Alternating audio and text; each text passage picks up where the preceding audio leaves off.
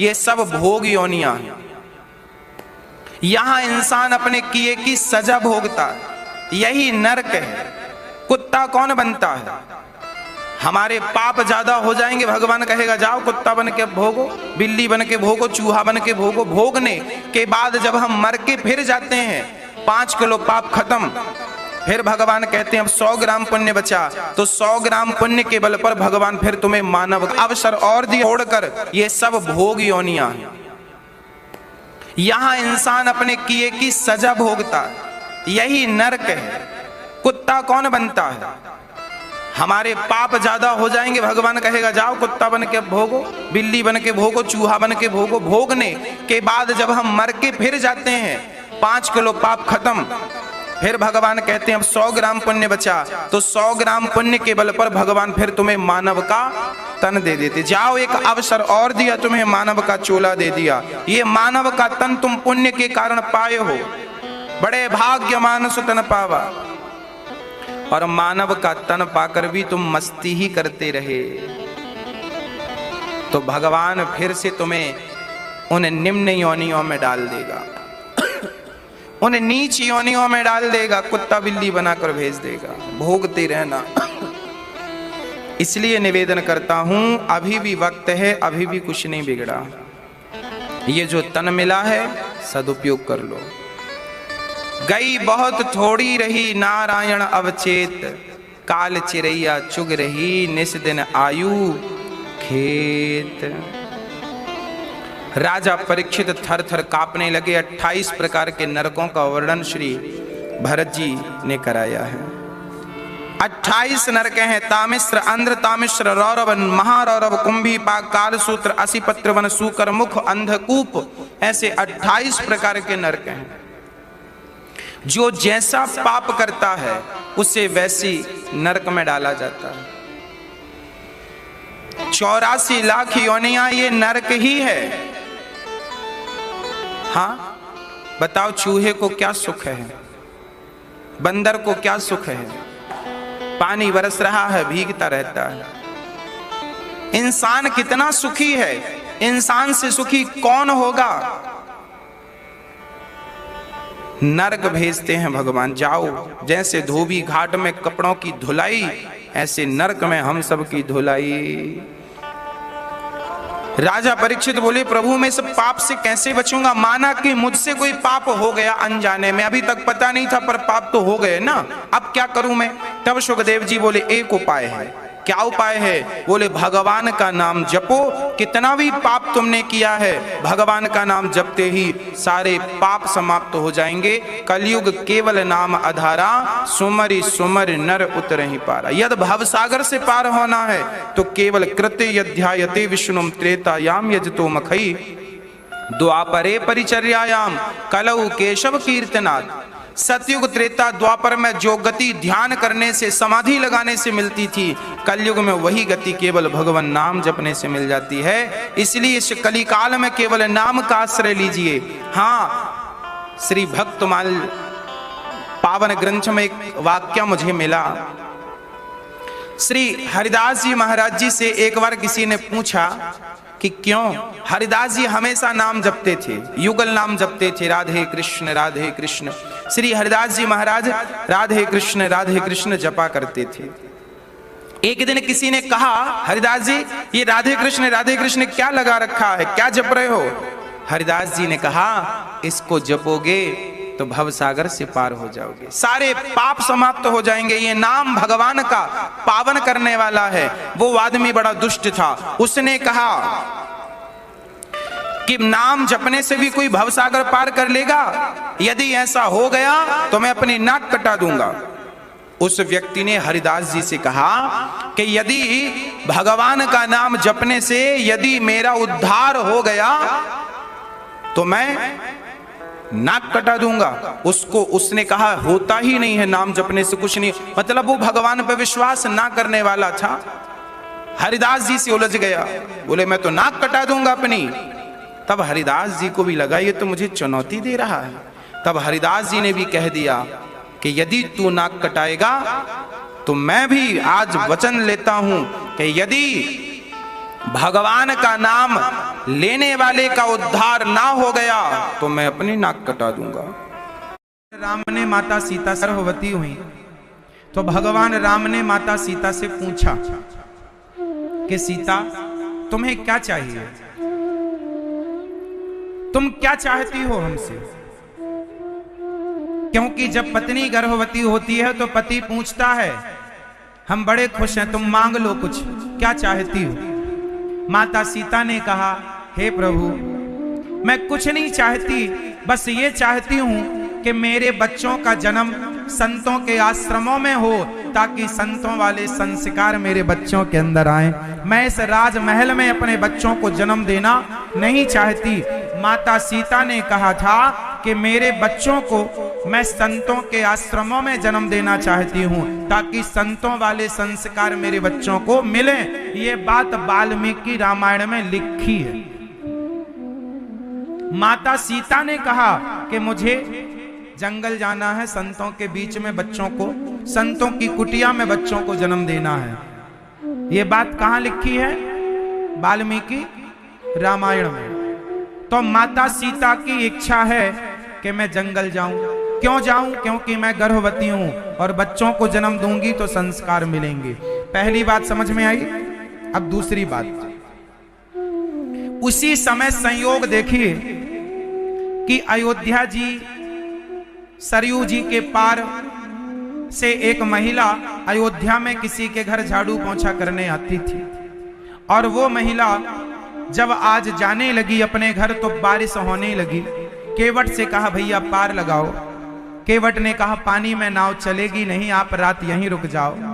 तो बेचारी वो केवट की पत्नी के साथ, उसकी पत्नी के साथ वो रात भर रही, सोई। सवेरा हुआ वो अपने घर गई तो उसके पति ने कह दिया कि तुम रात को कहां थी? उसने कहा कि मैं फलाने की कुटिया पर रात को रुक गई क्योंकि पानी बरस रहा था, नाव चल नहीं सकती।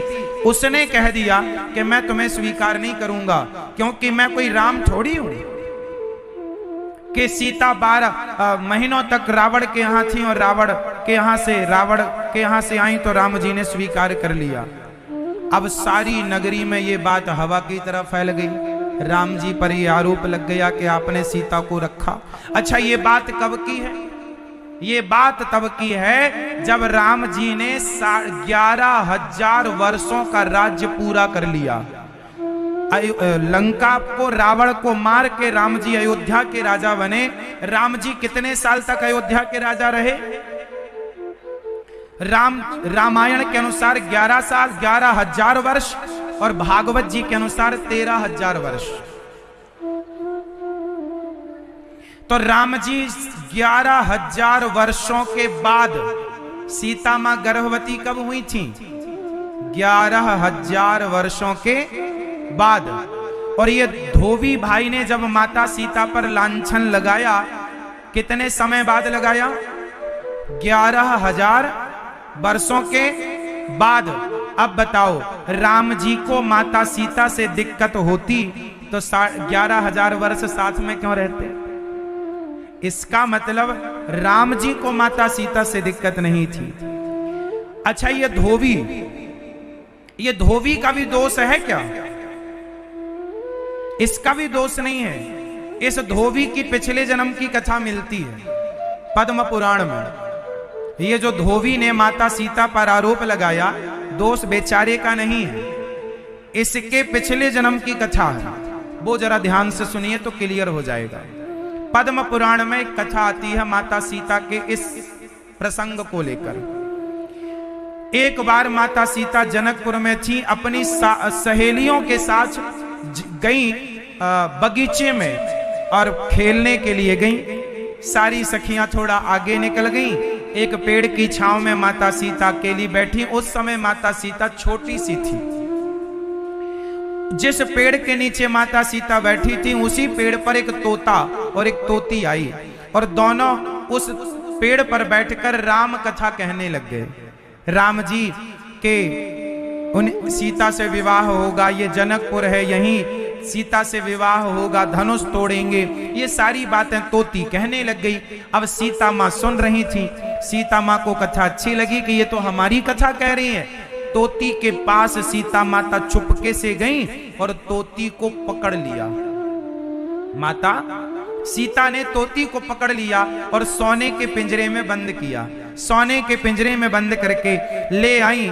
सीता माँ तोती कहने लगी, बहन मुझे छोड़ दो, मैं गर्भवती हूं, मैं अपने बच्चों को जन्म दे दूं, मैं तुम्हें जो कहोगी कथा सुनाने रोज आया करूंगी, तुम्हारी खिड़की पर बैठकर सुनाया। सीता माँ बोली, नहीं तू मेरे पास रह, तुझे सोने का पिंजरा दूंगी, जो खाएगी दूंगी, पर मेरे को रोज कथा सुना। सीता माँ ने जिद कर ली और बेचारी वो तोती जिद करती रही, मुझे छोड़ दो बहन, छोड़ दो, छोड़ दो। माता सीता ना छोड़ी। वो तोता बेचारा अपनी पत्नी को दूर से देखता रहता। तोता, उसकी पत्नी ने पिंजरे में खाना पीना बंद कर दिया और बेचारी मर गई। जब तोती मरी तो तोती के तोते ने श्राप दिया। श्राप मीन्स बद्दुआएं। पहले जिसे श्राप कहते थे वो आज कहें हम के बद्दुआएं हैं। उस तोते ने श्राप दे दिया, सीता मेरी गर्भवती पत्नी को तूने मेरे से दूर कर दिया, जाओ मैं तुम्हें श्राप देता हूं कि जब तुम गर्भवती होगी तो तुम्हें उस गर्भावस्था में तुम्हारे पति अपने से दूर कर देंगे, क्योंकि तुमने मेरी पत्नी को मेरे से दूर किया। जाओ तुम्हारे पति भी तुम्हें अपने से दूर कर देंगे, वही और निमित्त मैं बनूंगा। वही तोता इस जन्म में अयोध्या में वो धोबी के रूप में प्रकट हुआ और उसके कहने से माता सीता को आज वनवास जाना पड़ा, क्योंकि माता सीता ने उस तोती को पिंजरे में बंद किया तो श्राप था माता सीता का, वो भोगना पड़ा। कर्मों के दंड तो माता सीता को भी भोगने पड़ेंगे, तो आप और हम कैसे बचेंगे? ये कर्म दंड है साहब। ये पद्म पुराण की कथा। तो माता सीता का एक कारण ये कि उन्होंने स्वयं ने कहा कि मुझे संतों के पास जाना है। दूसरा कारण ये कि उन्होंने एक तोती को बंद कर दिया। तीसरा कारण और सुनो, अभी मैं आपसे पूछूंगा, निष्कर्ष अभी निकलेगा।